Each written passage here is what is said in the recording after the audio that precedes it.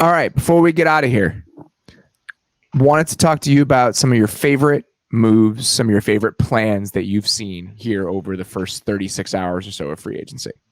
Sure. Well, I already talked about the Marcus Williams deal. I obviously really liked that one.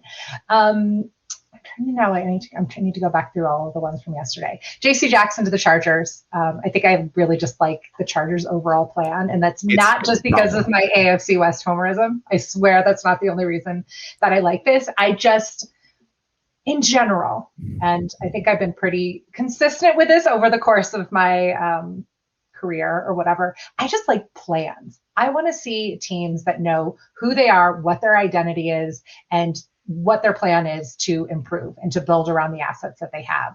And I very much appreciate that the Chargers, Tom Telesco and Brandon Staley, they understand what they have in Justin Herbert, and they understand the weaknesses of their team too. They understand what went wrong for them in 2021 and the things that they needed to do to improve. And that was addressing their defensive line.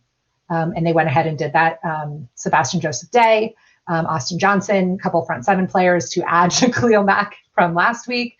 And then J.C. Jackson just gives them a corner that they're going to have a ton of flexibility with. So they're probably my biggest winner so far free agency. And usually it's, the teams that make the most moves in free agency, those aren't the teams that ultimately win later on. I just think they've been very strategic and very smart about the guys they've gone out and acquired so far.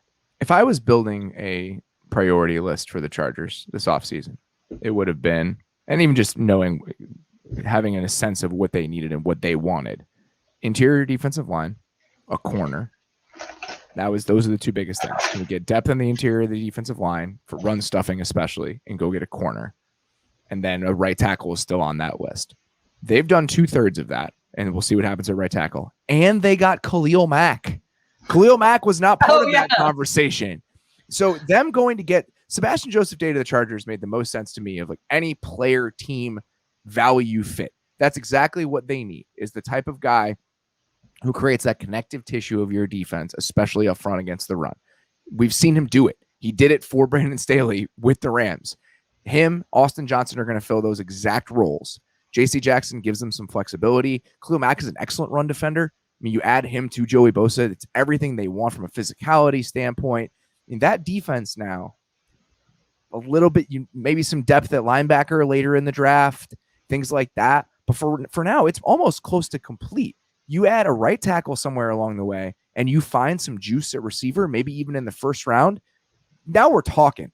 And you don't want to overrate or overstate how important some of these early moves in free agency are. But I think when you look at their roster, when you look at their needs, when you look at where they want it to go, it's encouraging. It's really exciting what this team is shaping up to be right now. Teams that were a little quieter, but I kind of appreciated the ways that they've attacked this. I think the Dolphins' approach to this makes total sense. Right? The Chase Edmonds contract is reasonable for a running back. They go get Cedric Wilson, Connor Williams on a 2-year, $14 million deal. You just need bodies. Connor Williams isn't great, but they need functional NFL offensive linemen. That's what he provides them. I also thought the Austin Corbett contract to Carolina was pretty good for that reason. That the Panthers absolutely needed another starter in the interior offensive line. They got him for about $8 million a year, and they go get Teddy for $6 million a year in Miami.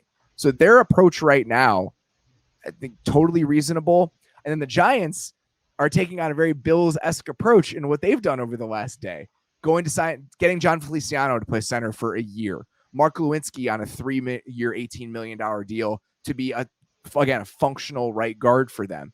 Bobby Johnson, who was the offensive line coach for the Bills, is now with the Giants. This process of, all right, we're going to go get you a bunch of moderately priced pieces and you figure out how to use it. That's the process that they went through in Buffalo for years. Just dice roll after dice roll after dice roll in free agency. And it seems like they're trying to do that again as they cobble this group together. So those are just three teams that jumped out. They're not necessarily good or bad, but just their set of moves overall I found interesting to me.